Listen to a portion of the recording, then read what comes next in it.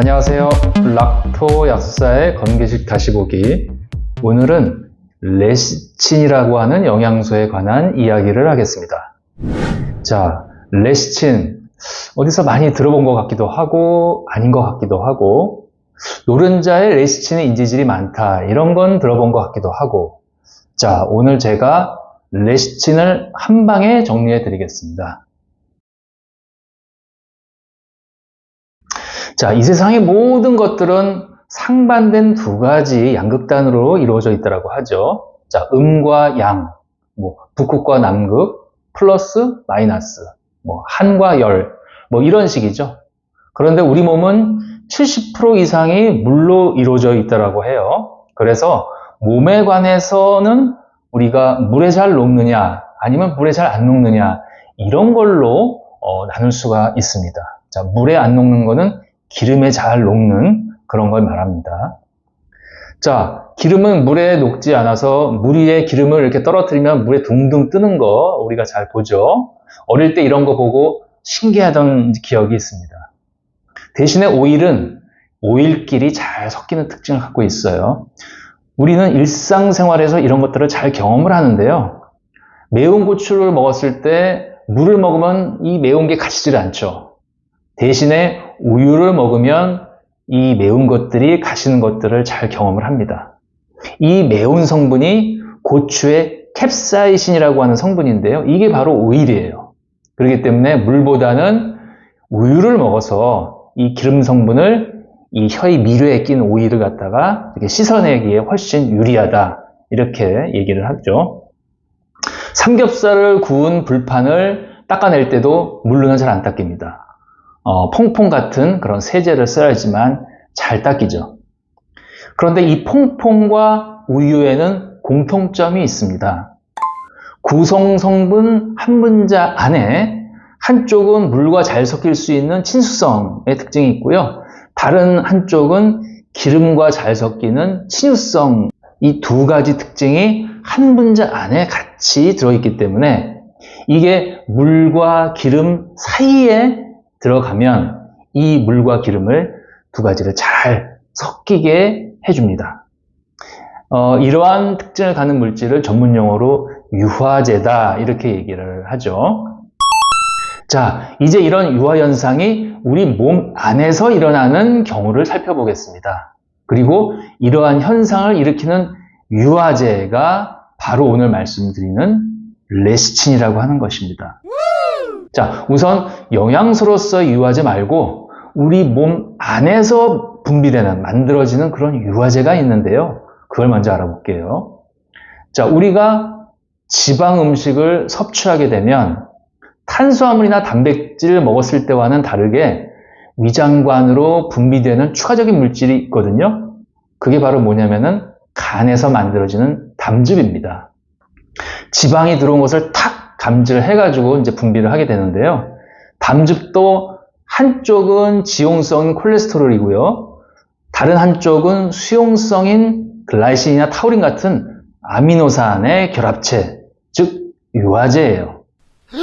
담즙이 유화작용으로 지방을 물과 잘 섞이게 하면 지방 분해 요소인 리파제의 지방과의 접촉면이 넓어지면서 지방 소화를 아주 원활하게 도와줍니다.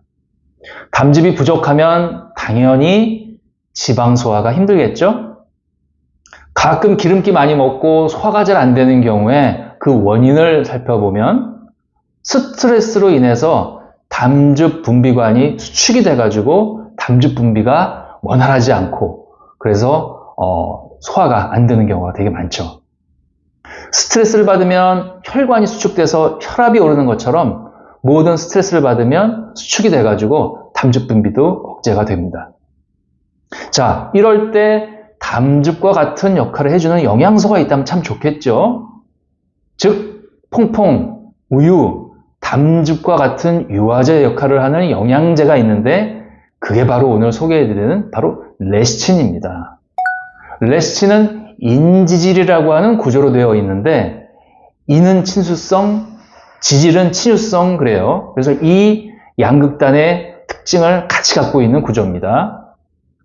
이 레시틴은 여러 가지 음식에 많이 함유되어 있는데 영양소로서 먹을 수 있는 거는 콩, 대두 또는 달걀의 노른자에서 주로 뽑아내게 됩니다. 레시틴을 섭취하면 우선 위장관 안에서는 담즙처럼 작용해서 지방 소화에 도움을 주고요. 아까 담즙 분비가 떨어지는 사람들이 많다고 했는데 그런 사람들이 레시틴을 섭취하면 지방 소화에 도움을 주겠죠. 자, 그 다음 흡수돼서 몸 안에 들어와서는 지방들이 비정상적인 장소에 모이고 또 뭉쳐가지고 존재하는 경우에 이를 녹여서 제거해주는 역할을 합니다. 레시틴의 국가에서 허가해준 기능성은 혈중 콜레스테롤 저하에 도움을 준다라고 하는 것인데요. 콜레스테롤 이외에도 다양한 곳에 비정상적인 지방 축적에 사용할 수 있습니다. 자, 예를 들면 피부의 지방종. 원래 피부에는 지방이 이렇게 쌓이면 안 되죠. 근데 그렇게 쌓이거나 얼굴이나 등 같은 데 심한 여드름, 등드름. 그 다음에 수유부에 막힌 젖꼭지를 이렇게 다시 뚫어줄 때, 그럴 때 이제 많이 쓰는 영양소입니다. 사실 좀 어려운 이야기이긴 하지만 먹은 지방이 피를 타고 온몸을 돌아다닐 때에도 레시틴과 같은 인지질에 담겨서 이동이 됩니다. 만약에 그렇지 않고 지방이 혼자 만약에 다니게 되면 우리가 지방, 기름이 물에 둥둥 뜨듯이 몸 안에서도 그런 분리 현상이 생겨서 지방이 온몸에 쫙 운송되지 못하겠죠. 우리 LDL, HDL 이런 용어들 많이 들어보셨죠? LDL은 Low Density Lipoprotein의 약자인데요. 리포프로틴, 지방과 단백질이 결합한 운송체예요. 그래서 지방을 담을 수 있는 그런 안쪽은 지방으로 되어 있고요. 그 다음에 혈액에 닿는 그런 바깥쪽 부분은 물친화성인 단백질이나 인지질로 이루어진 그러한 지방 운송체입니다. 자, 레시틴은 추가적인 작용이 한 가지가 더 있는데요. 이것도 되게 중요하죠. 이 레시틴을 구성하는 인지질 중에서 많은 부분이 포스파디딜콜린입니다. 이 포스파디딜콜린의 포스포라고 하는 P라고 하는 게 바로 인이란 뜻이에요. 이 포스파디딜콜린은 콜린이 굉장히 중요한데요. 뇌와 신경계의 신경 전달 물질인 아세틸콜린의 원료가 되기 때문에 신경계를 튼튼하게 해주고 흥분한 신경계를 안정화시켜줄 수 있는 역할을 합니다. 스트레스 상황이 있는 경우에, 즉 교감신경이 막 흥분, 긴장하면 대소변이 원활하지 않은 경우에 이런 상황을 좀 편하게 이완시켜주는, 즉 부교감신경을 높이는 작용이 있고요. 높은 긴장성에 살아가는 사람들 굉장히 많잖아요. 자, 긴장해서 혈관 수축돼가지고 혈압이 오르고 또 아까 말씀드린 담즙 분비관이 막혀가지고 수축이 돼가지고 잘 안 나오는 그런 문제. 그 다음에 대소변이 긴장성으로 잘 막혀가지고 변비라든가 소변이 잘 안 나오고 이런 모든 긴장 상태를 이완시키는 작용. 신경 안정제가 능사가 아니죠. 바로 레시틴이라고 하는 영양소가 답입니다. 또 중년 이후에 자꾸 기억력이 깜빡깜빡하는 경우에도 큰 도움이 되죠. 이거 아주 중요하죠. 어르신들 치매, 정말 사회적으로 큰 문제인데요. 뇌에서의 신경 전달 물질 중에 대표적인 것이 바로 아세틸콜린이기 때문입니다. 아직까지는 동물 실험 연구 결과이긴 하지만 레시틴이 치매에 도움이 된다. 이런 것도 확인이 됐고요. 또 치매 치료제 중에서 아세틸콜린을 높이는 약들이 또 굉장히 많은 게 현실입니다. 아세틸콜린뿐만 아니라 이러한 인지질, 포스포리피드 자체가 뇌에 크게 도움이 됩니다, 사실은. 그래서 크릴오일도 포스포리피드와 오메가3의 결합체인데요. 눈이나 뇌 이런 데 큰 도움을 주죠. 그건 나중에 또 영상으로 설명을 해드리겠습니다. 자, 이제 한번 정리해 볼까요? 현대인들의 건강상 고민거리 여러 가지가 있겠지만 레시틴은 두 가지의 큰 고민거리를 해결을 해줍니다. 자, 첫 번째는 비정상적인 지방 고착화로 인한 여러 가지 문제들.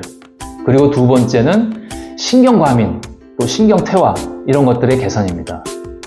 제가 약사로서 생각하기에 현대인들의 많은 질환의 시작이 바로 지방이 쌓이는 것, 그 다음에 스트레스, 이 두 가지라고 저는 판단을 합니다. 그런데 이 두 가지를 방치하게 되면 이제 정말 질병에 걸리게 되는 것이죠. 이 두 가지를 한꺼번에 잡을 수 있다. 정말 매력적인 영양소죠. 바로 레시틴입니다.